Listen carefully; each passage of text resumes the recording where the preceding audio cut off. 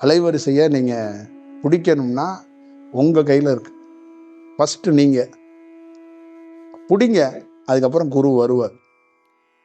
வர்றாரா இல்லையான்னு மட்டும் பாருங்கள். வடலூர் வந்துருச்சு, அலைவரிசை இருக்குது, அந்த அலைவரிசையை நம்ம பிடிக்கணும்ல. நீங்கள் எப்படி வேணாலும் பண்ணிட்டு போகலாம், சாப்பாடு போடலாம், சுத்த சைவ சன்மார்க்கம்னு சொல்லலாம், என்ன வேணாலும் சொல்லலாம். ஆனால் அந்த அலைவரிசையே நீங்களும் தொடர்பில் ஆக போகிறீங்களா இல்லையாங்கிறது தான் ஃபைனல் கிளைமேக்ஸ். அதுதான் கிளைமேக்ஸ் என்னங்கிறது தான் இங்கே முக்கியம்.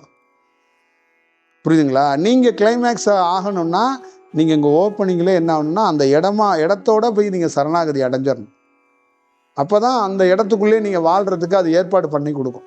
சரி, இங்கே உன்னை தொந்தரவு பண்ணுறாங்களா, உன்னை திருவண்ணாமலையிலே உட்கார வச்சு உன்னை உருவாக்கி திருப்பி இங்கே கூட்டிகிட்டு வரேன்னு பண்ணும்.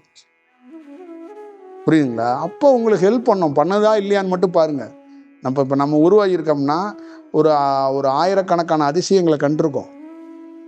எவ்வளோ துன்பங்களை கண்டோமோ அதே மாதிரி அதிசயமும் கண்டிருக்கோம். எத்தனையோ துன்பங்கள் துயரங்கள் நமக்கு தியானம் பண்ணும்போது கொடுக்க வருவாங்க. அதை எல்லாத்தையும் எப்படின்னா இந்த பிரபஞ்சம் தான் தடுத்து ஆட்கொண்டுச்சு. இந்த பிரபஞ்சம் தான் அதுக்கான வழிகளை செஞ்சுச்சு. புரியுதுங்களா? இந்த இடத்துல இவ்வளோ பெரிய இடத்துல உட்காந்துருக்கோம். இந்த திருவண்ணாமலையில் எந்த ஜமீனும் வந்து உதவி பண்ணி அந்த இடத்துல உட்காந்துருக்கோம்? அந்த பிரபஞ்சம்தான். அப்போ அந்த பிரபஞ்சத்துடைய செயல் என்ன, அதோட நோக்கம் என்ன, அதை பாருங்க. ஒரு பிரபஞ்சம் எவ்வளோ பெரிய நோக்கத்தோட என்ன செயல்படுது.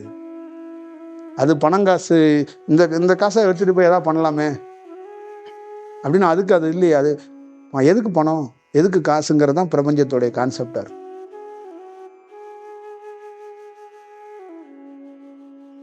சரி, சூப்பு கொடுப்பா.